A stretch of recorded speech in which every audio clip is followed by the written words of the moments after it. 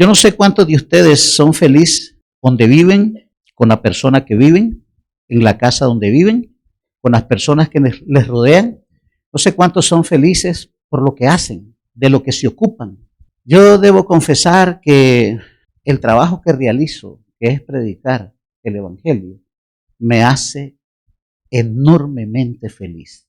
Pero les confieso que al inicio de mi ministerio, sufría mucho, muchísimo. Creo que les conté que una de las pasiones que yo tenía era que un día pudiera cantar, pero logré descubrir que eso no era lo mío. Pero descubrí que dar estudios bíblicos, cuando comencé a dar estudios bíblicos a las personas, descubrí que eso era lo mío. Y comencé a dar estudios bíblicos, después perdí un poco el miedo, todavía no lo he perdido totalmente, y comencé a hacer campañas y campañas. Y bueno, otro día les cuento cómo fue que yo recibí el llamado para ir a estudiar la carrera de teología. Pero lo cierto es que dar estudios bíblicos, hacer campañas, plantar iglesias, eso me fascina hacerlo. Pero al inicio, eso era bastante triste para mí, porque yo le daba estudio bíblico a las personas y yo esperaba que la persona respondiera, aceptara a Cristo y se bautizara. Y cuando ya iba por la lección 10, 12, 14, ya me decían, mire, muchas gracias, no vuelva a venir. Y eso a mí me causaba una tristeza. Dije yo, tanto tiempo que estuve invirtiendo con estas personas y ahora me dicen que ya no quieren seguir. Habían otras personas que recibían las 20 lecciones de la fe de Jesús y me decían, todo está lindo, todo está bonito, pero yo no me quiero bautizar. Yo tengo mi fe, yo tengo mi religión. Bueno, así. Eso me frustraba a mí, me hacía sentir triste. Yo le decía al Señor, si no me llamaste para esto, entonces decime de qué me voy a ocupar, qué voy a hacer. ¿Por qué la gente no se entrega? Y eso era traumático para mí.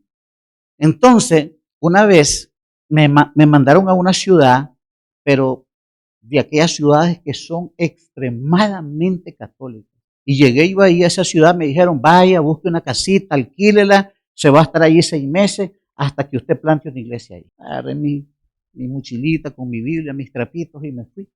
Busqué una casita, la renté y comencé a ir por la ciudad. En cada esquina me detenía así con los ojos abiertos, pero yo oraba, entregándole al Señor la ciudad, todas esas casas. Y yo le pedí al Señor una cosa, Señor, ayúdame, aquí debe de haber algún adventista o algún adventista o alguien que tenga un familiar adventista. Ayúdame porque se me va a hacer más fácil. Restaurar a esa gente, motivar a esa gente, ayúdame, llévame a esas casas. Y el Señor me llevó a 3 hogares, 2 adventistas y uno que tenía un familiar que era adventista. Y así empezó el pequeño grupo de 5 personas hasta ser hoy por hoy una de las iglesias más grandes de esa ciudad.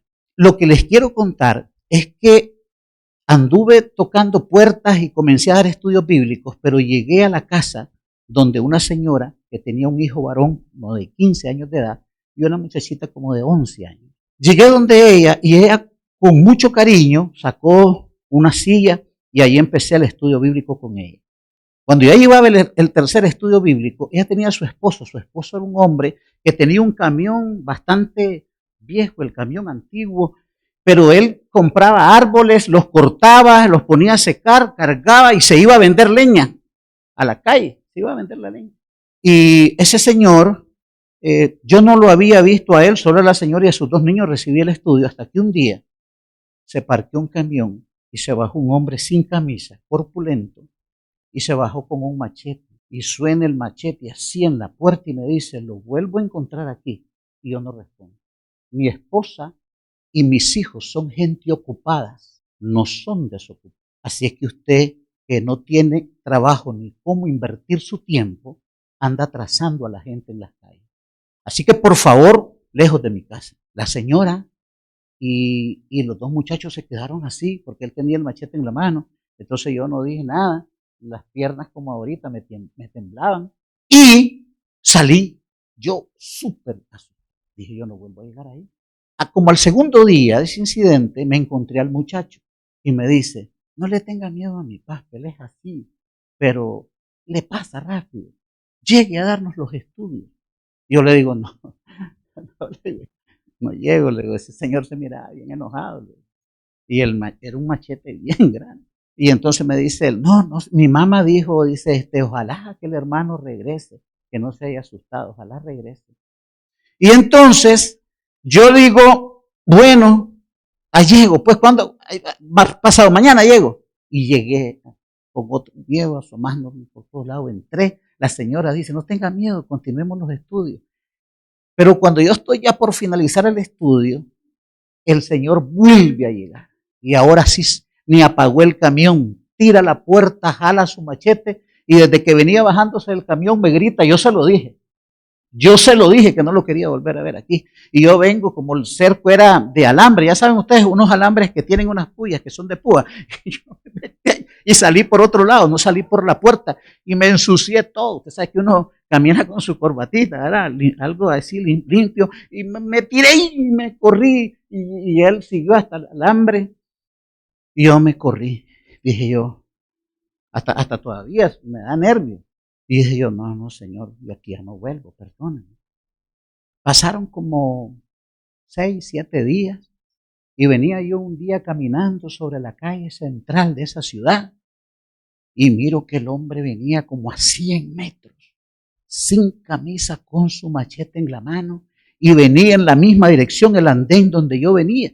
Y entonces este señor debe creer que voy para su casa. Y me crucé para el otro andén. Y él se cruzó para el otro andén. Y mientras se cruzó veníamos acercándonos. Y yo me cruzo al otro andén. Y él se cruza también. Y yo me quería correr.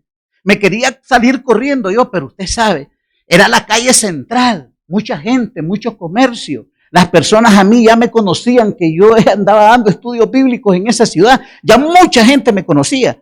Y yo decía, si me corro va a ser una gran vergüenza, porque yo voy a correr y ese hombre va a venir detrás de mí con el machete. Eso va a ser ridículo, un mal testimonio. ¿Dónde está mi fe? Va a decir la gente. La gente va a gritar, se va a burlar, se va a reír. Y a mí se me cruzaban un montón de pensamientos, un montón de cosas en la cabeza. Pero mientras iba yo caminando y el hombre se acercaba, y yo me tiro al otro andén y él también. Y entonces cuando ya estábamos bastante cerca, yo me detengo y él me dice, hermano, no le voy a hacer ningún daño. Quédese ahí, hermano, no le voy a hacer ningún daño, pero yo lo veo que viene con los ojos vidriosos, viene con lágrimas y me dice, hermano, por favor, continúe los estudios bíblicos con mi esposa. Continúe los estudios bíblicos con mis hijos, por favor. Pero él no me dice nada, pero yo estoy así como ya paralizado. Y yo no podía creer lo que él me estaba diciendo, por favor, pero de repente miro que vino una patrulla tras de él. Venía mucha gente tras de él con pedazos de madera, con piedras en la mano. El Señor parqueó su camión, despachó una leña, despachar es vender una leña, la vendió, se montó a su camión, lo arrancó y salió y no se dio cuenta que un niño se metió en el camión, le pasó la llanta y lo mató al niño como de 3 años de edad. Le pasó la llanta y lo mata ahí. Y cuando la gente le gritó lo que había pasado, él, del impacto, dice que él se bajó, miró al niño que estaba aplastado, con el cráneo aplastado, y no tuvo otra cosa más que agarrar el machete para defenderse, porque la gente lo quería linchar ahí, y entonces él salió corriendo y ahí me lo encontré. Tuve el privilegio de bautizarlo en la cárcel y casarlo antes. Yo me fui de esa ciudad después que se plantó la iglesia. Unos hermanos de Proyectos Maranata, que son de aquí de Estados Unidos, llegaron allá. La conferencia compró el terreno y los hermanos Maranata llegaron y construyeron el templo, un hermosísimo templo, y ahí quedaron más de 60 personas bautizadas, entre ellos la señora, sus 2 niños, pero su esposo estaba en la cárcel.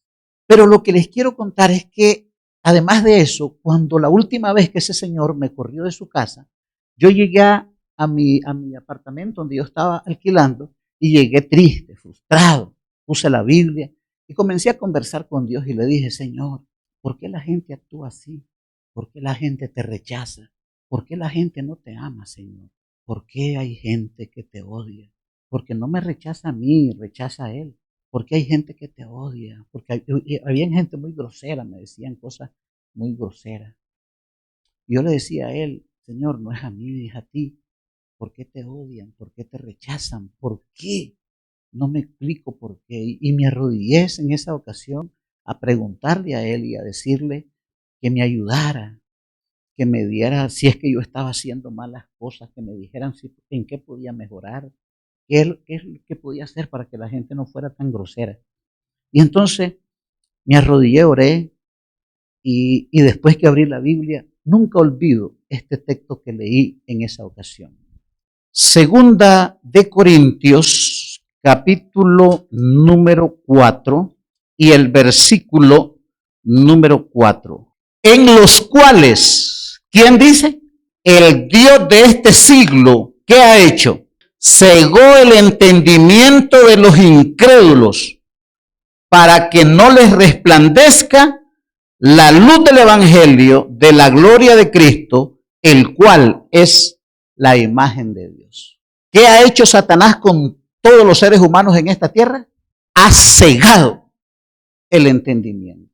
Y entonces este fue uno de los textos que me tranquilizó y me hizo entender que cuando yo voy buscando a personas para que estudien la Biblia, o personas que vienen a una conferencia, a una campaña, a un seminario evangelístico, ya sabemos que antes que esa persona se vaya a encontrar con el desafío de escuchar la palabra de Dios y ser llamados para entregarse a los pies de Cristo, ya sabemos que ya el diablo ha llegado ¿cuándo? Primero, ha llegado antes. ¿Y ha llegado para qué? Para enceguecerle, para entenebrecerle, para nublarle, para cegarlo, a fin de que la persona todo le parezca ridículo, todo le parezca grotesco, todo le caiga mal. El apóstol San Pablo en 1 Corintios 2:14 dice que el hombre natural no percibe las cosas espirituales, porque para él le son locuras y no ¿qué? No las puede entender. No las puede entender. Entonces el Señor me dijo a mí ese día, sabes, Guillermo, necesitas saber, necesitas conocer la naturaleza del ser humano. Así por así, el ser humano no va a buscar, no va a buscarme, no va a amarme. Lo tiene que aprender, debe ser un proceso. Lo único es que tú tienes que buscarla, tienes que presentarle el evangelio y yo voy a tocar el corazón de esa persona para que de una u otra manera abra su corazón y pueda conocer de mí. Tu trabajo es ir, tu trabajo es entregar el mensaje y deja que yo me mueva en ellos. Entendí eso y luego se me vino a la mente lo que dice el apóstol Pablo en el libro de Efesios, en el capítulo 6, versículo del 10 al 12. Él dice así, no tenemos, ¿qué dice? Lucha contra sangre y carne, sino contra huestes y potestades de las tinieblas que divagan en regiones celestes. Entonces yo me di cuenta que cuando yo llego a una persona, le ofrezco estudio bíblico, esa persona que actúa negativamente, que responde negativamente, no es ella, es el enemigo que ya ha tomado posesión de ella, de alguna u otra manera. Y el estudio de la Biblia le parece ridículo. Invertir un tiempo para escuchar la palabra de Dios le parece pérdida de tiempo. ¿Ah? A otros le dan vergüenza que sepan que está llegando a una iglesia o que está recibiendo. Pero el que está trabajando ahí, ¿quién es? Para entorpecer. ¿Quién es el que está trabajando ahí? El enemigo es el que está trabajando. Satanás está trabajando ahí. Satanás está encegueciendo. Yo he conocido esposas que sufren muchísimo. Mi madre fue una de ellas. Hasta los 30 años después de que empezó a orar ella, 30 años después mi papá se bautizó. Y cada vez que mi mamá iba a ir el sábado a la iglesia, yo recuerdo que ella desde el viernes comenzaba ella a tener todo listo, la ropita de él, le hacía la comida que a él más le gustaba para que no hubiera ningún obstáculo, pero era el día que más obstáculo tenía mi madre.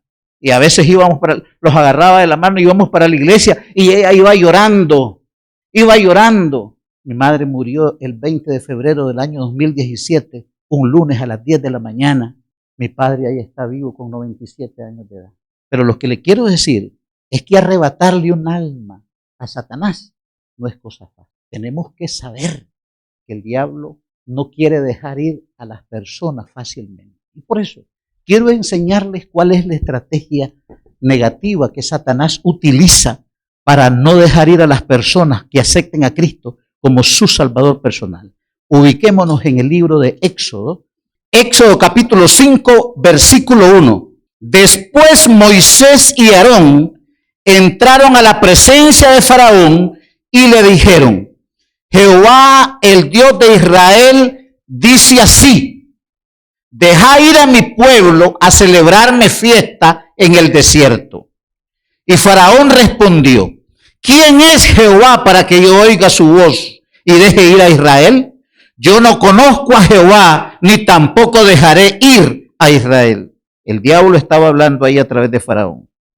Y ellos dijeron: el Dios de los hebreos nos ha encontrado. Iremos pues ahora camino 3 días por el desierto y ofreceremos sacrificio a Jehová nuestro Dios para que no venga sobre nosotros con peste y con espada. Fíjense bien la estrategia número 1 de Satanás que utilizó para evitar que los israelitas le dieran adoración a Dios. Verso número 6. Y mandó Faraón aquel mismo día a los cuadrilleros del pueblo que lo tenían a su cargo y a sus capataces diciendo: de aquí en adelante no daréis paja al pueblo para hacer ladrillo, como hasta ahora. Vayan ellos y recojan por sí mismos la paja. Y les impondréis la misma tarea de ladrillo que hacían antes, y no les disminuiréis nada porque están ociosos. Por eso levantan la voz diciendo: vamos y ofrezcamos sacrificio a nuestro Dios. Y el versículo 17 dice: y él respondió: estáis ociosos, sí, ociosos, y por eso decís: vamos y ofrezcamos sacrificio a Jehová. ¿Cuál fue la estrategia número 1 que utilizó Satanás para evitar que esta gente fuera a adorar al Señor? Les duplicó la tarea de trabajo. ¿Saben que el diablo lo que hace para evitar que los no y también los adventistas, privarlos del privilegio de venir a adorar al Señor? ¿Sabe qué está haciendo? Esta estrategia del diablo es tan antigua como moderna. Trata de mantener a la persona ocupado en todas las cosas posibles. Ya lo estudiamos en la lección de escuela sabática de esta semana. Cristo llega a una casa, una de ellas se vuelca a los quehaceres de la casa y la otra se tira a los pies del maestro para escucharlo. 2 decisiones, 2 actitudes, 2 tipos de cristianos. Jesús estaba en la casa, pero las que estaban, una escuchaba, la otra no. Probablemente aquí en esta iglesia Jesús se encuentre sin lugar a duda cada vez que se nos reunimos para adorar aquí, pero siempre habrá alguien que está cuerpo presente pero mente ausente. Y peor aún todavía aquellos que se quedaron en casa. ¿Quién los atrapó? El diablo te puede atrapar aún aquí adentro. Marta estaba adentro, dentro de la casa. María también. La diferencia es que una estaba presta escuchando al maestro y la otra con su mente en los quehaceres de la casa. De manera que la estrategia número 1 de Satanás es duplicarle el trabajo, darles más trabajo, que se ocupen. Y es interesante, ¿verdad? Porque el tiempo que le corresponde a Dios, el diablo viene y dice: ocupalo en otra cosa. Todo con el fin de que la gente no vaya a adorar a Dios. Todo con el fin de que las personas estén a distancia del Señor. Esa estrategia, lo repito, es tan antigua como moderna. Millones de personas hoy en día pueden anochecer y amanecer trabajando. No importa que sea lunes, martes, miércoles, jueves, viernes, sábado y domingo. No importa trabajar día y noche con tal de ganar dinero y no tener tiempo ni para la esposa, ni para el esposo, ni para los hijos. Peor para la iglesia, peor para Dios, ni mucho menos para trabajar en las cosas de Dios. A Dios lo tenemos allá relegado en el último lugar. El trabajo es más importante. El dinero es más importante. Un día estaba leyendo un poco acerca de los estoicos y ellos tienen una frase interesante que la repiten cuando uno de ellos muere. Y dice ellos: hay hombres que mueren como que si nunca vivieron, porque vivieron como que si nunca iban a ¿qué? A morir. Y eso es cierto. Nos afanamos tanto los bienes materiales que no le damos tiempo al Señor Pasamos por alto el tiempo, cuando Dios es lo más importante de esta. Jesús lo dijo con palabras inmortales: ¿de qué le sirve al hombre que granjee el mundo si al fin pierde qué? Su alma. Nosotros fuimos inteligentes en venir esta noche. Somos inteligentes cuando abrimos los ojos bien grandes a las Sagradas Escrituras, cuando escuchamos, porque aquí nosotros estamos perfilándonos para la vida eterna. Aquí ya sabemos que esto es temporal. Todo lo que existe en este planeta tiene fecha de caducidad. Un día andaba en el súper, en Walmart, con mi esposa, y de repente yo agarré un pan así, $4. Y yo seguí con la carretilla y siguiendo a mi esposa, donde ella andaba echando cosas. Y de repente miro otro pan igualito, pero menos de $2. Y yo decía, ¿por qué ella tiene tan estafando? ¿Por qué $2, $4 este? ¿Y por qué este menos de $2? Y yo decía, ¿pero qué pasó aquí? Y vení, le digo a mi esposa, ¿qué pasó aquí? Mira, ¿es el mismo pan? Sí, es el mismo pan. ¿El mismo envase? Sí. ¿Pero por qué este vale 4 y este vale menos de 2? Me dice ella, lee. No, mira que ese se vence hoy. Este no. Este se vence hoy. Todo lo que hay en este planeta tiene fecha de caducidad. Aún nosotros. La vida eterna, la Canaán celestial y todo lo eterno está allá. Cristo nos los va a entregar si nosotros nos entregamos a Él. Así que el diablo siempre está ocupándonos para que no adoremos al Señor, para que no vayamos a la iglesia, para que no participemos en las cosas de la iglesia. La segunda estrategia está en el capítulo 8 del libro de Éxodo. Fíjense bien, Dios comienza a trabajar poderosamente y envía plagas y entra en un pleito tremendo con Satanás ahí en la persona de Faraón. Y en el capítulo 8 y el versículo 8 dice lo siguiente: entonces Faraón llamó a Moisés y a Aarón y les dijo: orad a Jehová para que quite las ranas de mí y de mi pueblo, y dejaré ir a tu pueblo para que ofrezca sacrificio a Jehová. Fíjese qué interesante. Y luego dice, y dijo Moisés a Faraón: dígnate indicarme cuándo debo orar por ti, por tu siervo, por tu pueblo, y para que las ranas sean quitadas de ti y de tu casa, y que solamente queden en el río. Dice acá, luego en el versículo número 25. Entonces Faraón llamó a Moisés y a Aarón y les dijo: andad, ofreced sacrificio a Jehová Dios. ¿A dónde? En la tierra. Es decir, les voy a autorizar, mire qué abuso del diablo, ¿eh? Les voy a autorizar, les voy a permitir que vayan a adorar a Dios, pero que lo adoren aquí en la tierra, en el mismo país de Egipto. ¿Saben cuál es esa estrategia del enemigo? El enemigo tiene esta estrategia de que le dice a la persona: está bien, ya que insistís en querer aceptar a Jesús, ya que insistís en querer ir a la iglesia y en estudiar la Biblia, te voy a dar permiso que vayas, pero vas a tener un pie en la iglesia y un pie en el mundo. ¿Está claro? ¿Está bien? Puedes participar de las cosas de la iglesia, pero también participas de las cosas del mundo. Y entonces hay una ambigüedad ahí. El Señor ha dicho en su palabra: o todo o nada. Dame, hijo mío, tu corazón. El apóstol Santiago dice que el que se constituye amigo de Dios se hace enemigo ¿de quién? Del mundo.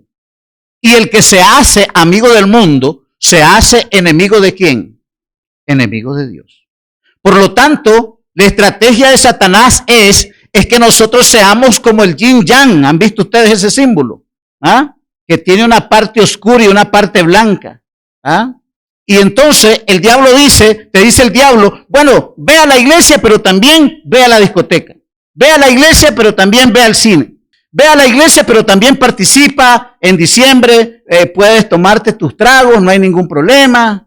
Ve a la iglesia, pero sí me están entendiendo lo que Satanás dice. Adoren al Señor, pero no salgan totalmente del mundo. Los quiero aquí en la tierra siempre. Y esa ambigüedad es dañina para el cristiano. Así no se le puede servir al Señor. ¿Nos entregamos totalmente o no.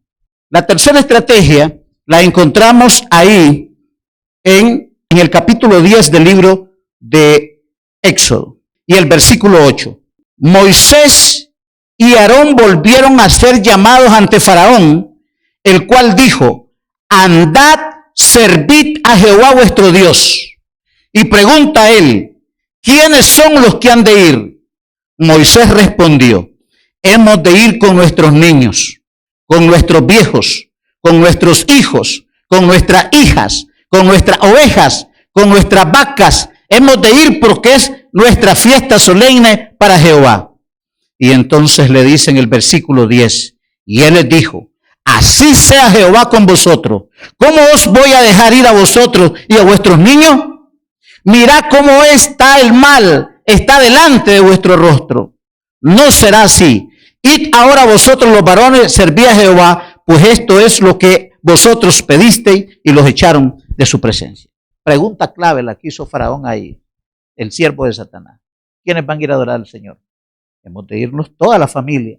¿Y qué le dijo él? No, váyanse ustedes, los viejos, los adultos, pero a los niños me los dejan en casa. Cómprenle un PlayStation, enciéndameles el televisor, cómprenle ahí Netflix, pónganmele los canales del partido de fútbol y me los dejan a los niños aquí en la casa.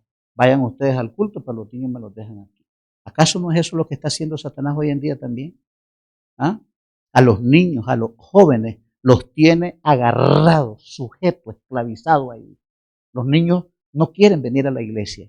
Los jóvenes no quieren ir a la iglesia. Y los padres dicen: bueno, está bien, si no quieres ir, no vayas.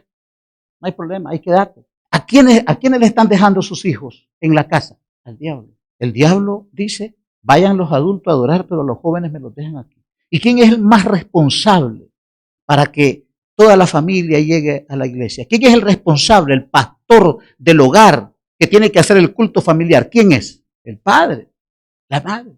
Y de repente los padres dicen: pastor, ore por mi hijo. Yo no permito delegar esta responsabilidad como padre de que estén orando por mi hijo. Está bien que me ayuden, pero el primer responsable para orar por mi hija, ¿quién es? Soy yo. Porque por mis hijos no le va a pedir cuenta al pastor ni al anciano. Por mis hijos Dios me va a pedir cuenta a mí. Yo tengo que orar, tengo que hacer todo lo posible para que mis hijos, para que mis hijas, para que toda mi familia esté en el culto y adoración. Cuando tu hijo se quede en casa, cuando tu hija se quede en casa, cuando los niños se queden allá y los dejes allá y no los traigas aquí, el diablo está ganando la batalla. Porque esta es una estrategia de él. Le preguntó a Moisés: ¿quiénes han de ir a adorar al Señor? ¿Con nuestros niños? No, váyanse ustedes y a los niños me los dejan aquí. No hay negociación en eso. Y entonces le dijo Moisés a Faraón: o vamos todos o no va nadie. Pero miren ustedes la siguiente estrategia del enemigo que hace él. Vamos al libro de Éxodo, en el capítulo 10 siempre, y el versículo 24. Dice así la palabra del Señor. Capítulo 10, versículo 24. Entonces Faraón hizo llamar ¿a quién?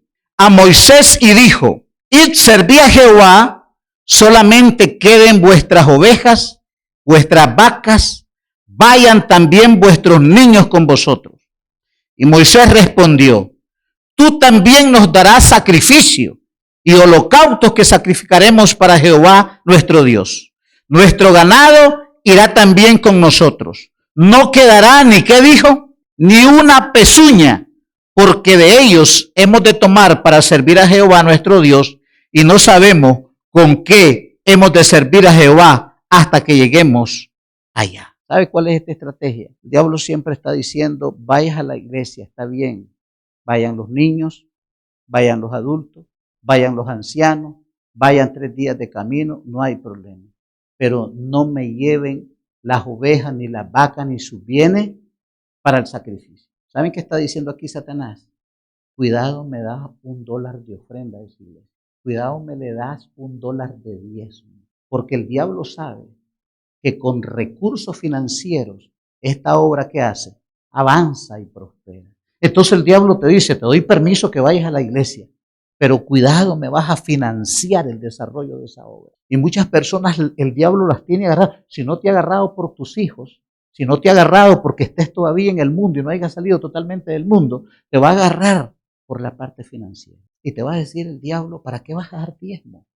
¿Para qué vas a dar ofrenda? Tenés muchas necesidades, tenés muchos biles que pagar, tenés que comprar la comida, y el diablo le pone, y antes de que agarres tu cheque, antes que agarres tu dinero, él comienza a presentarte muchísimas cosas, muchísimas necesidades, y tú vienes y comienzas a invertir el dinero antes que lo hayas recibido, y cuando ya viene el dinero, te desesperas y tienes que pagar todo y te olvidas que le tienes que dar a Dios el diezmo y la ofrenda. Y el diablo te agarra, no te das cuenta cuando el diablo te mete la mano en tu bolsillo y te deja sin nada. Vienes a la iglesia y has subsidiado todo, menos la hora del Señor. Yo no sé si hay alguien aquí que ya se haya acostumbrado a no darle los diezmos y las ofrendas al Señor. Pero como esa es una relación personal de Dios con cada uno de nosotros, esperamos que nosotros le entreguemos a Él lo que necesitamos entregar. El diablo no quiere que le entreguemos el tiempo. La hermana White dice que cuidemos los extremos del sábado. A veces estamos bien desesperados con el tiempo, ¿no? Que se termine el sábado ya, porque tenemos mucho que hacer. Y Dios dice, 6 días trabajarás y harás todas tus obras. El 7º día es mío. De cada $100, dice el Señor, 10 son míos, 90 son tuyos. Yo te quiero bendecir. Y gloria a Dios para aquellos que dan la misma cantidad también de ofrenda. Y esto es una bendición extraordinaria, no porque Dios necesite, ni siquiera ni su obra, porque Él la bendice de una u otra manera. Lo que quiere es bendecirte a ti y probar tu fidelidad. Yo les dije que había nacido en el campo, ¿no? Mi mamá criaba muchísimas gallinas, pero habían gallinas que de repente se iban. Y mi madre decía, ¿dónde está la gallina búlica? No sé cómo hacía mi mamá para retener. Hace falta aquella gallina, hace falta la búlica, hace falta la porrona, hace falta la chiricana. ¿Saben cuál es una gallina chiricana que no tiene plumas aquí esta parte? ¿A dónde está la gallina negra? ¿A dónde está? Y ella a todo. De repente aparecían esas gallinas como un montón de pollitos. Y es que ellas ponían huevos en el monte, allá. Y al tiempo regresaban y iban con una chorrera de pollitos. Pero habían otras que mi mamá decía, amárrame esa gallina. Ponga una estaca ahí en el patio, clávela, me decía mamá, amarre el pie y amárrela ahí. Y la gallina con un mecate largo. Y la gallina comenzaba a caminar y de repente quedaba con el pie guindado ahí. A muchos de nosotros el diablo nos tiene así, nos tiene amarrados todavía en una estaca en el mundo. Cuando mire el diablo que estamos agarrando en serio las cosas de Dios, ¿a dónde vas? Ya te dije, cartilla de escuela sabática no compres. ¿Para qué vas a gastar en eso? Pero dice, está bien, ya la compraste, pero cuidado, me la vas a estudiar. Ahí tienen la cartilla de escuela sabática y no la estudian, que el diablo los tiene. Cuando ya miran que van a agarrar la escuela sabática, venga para acá. ¿Va a dar tu diezmo? Venga para acá. ¿Vas a guardar el sábado? No lo agarres tan en serio. Entonces el diablo viene y está diciendo, cuando los mira que estamos agarrando en serio estos asuntos, de las cosas de Dios, el diablo viene y los guía. Él no quiere que nosotros nos comprometamos 100% con el Señor. Te voy a dar permiso que vayas a la iglesia, pero solo los sábados, y me vas a llegar a las 10 de la mañana, 11, cuando vaya empezando el culto de Dios. A esa hora me vas a llegar. Cuidadito, me llegas antes del servicio de canto. No quiero que participes en el servicio de canto. No quiero que participes en la escuela sabática. Y antes de llegar a la iglesia, anda, fíjate en el menú. ¿Sabes a quién le dicen el menú? Al rol de predicación. Si predica Julano, no llegué. Ahora andate a otro lado. Y andan los hermanos viendo el rol de predicación y dice, ay, hoy les toca. Ay, no, mejor me quedo aquí. Aquí me voy a quedar. Voy a ver si lo miro por Facebook, ahí en la página de la iglesia. Aquí me voy a quedar. Trampa del diablo. Y usted no se da cuenta y el diablo está minando tu mente, está minando tu corazón, te tiene agarrado. Y el diablo dice, no me agarres en serio las cosas, cuidado, me vas a diezmar, cuidado, vas a ofrendar. Y vienen las elecciones, los cargos, no me vayas a agarrar ningún cargo. Y si de repente por vergüenza aceptó algo, a los 3 meses estoy renunciando. El diablo dice, renuncia a ese cargo. Nos identificamos de parte de quién estamos. La palabra de Dios dice, Jesús dijo, el que conmigo no es, contra mí es. Y el que conmigo no recoge, desparrama. Usted puede estar aquí en la iglesia y puede estar perdido. ¿Acaso no hay una parábola de la dracma? ¿A dónde se perdió la dracma? ¿Acaso usted puede estar aquí como Marta, escuchando, pero debe estar qué?